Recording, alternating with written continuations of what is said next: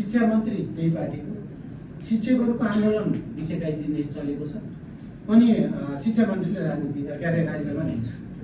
अब तपाईँसँग बहस गर्नुपर्छ यो विषयमा।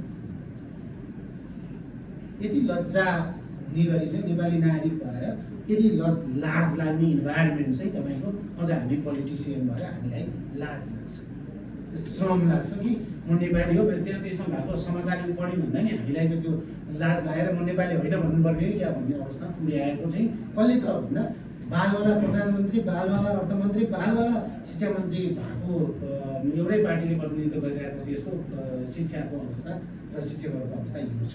त्यस कारणले आशा गरौँ हामी हजुरहरूले हामीलाई कहिले पनि हाम्रो झन्डा बोक्नु पर्दैन, कहिले पनि हाम्रो सदस्यता नै लिनु पर्दैन, तर नेतृत्वमा चाहिँ राम्रो मान्छे पठाउनु भएन भने यो बहस चलिरहन्छ। यति चाहिँ म तपाईँलाई भन्न सक्छु।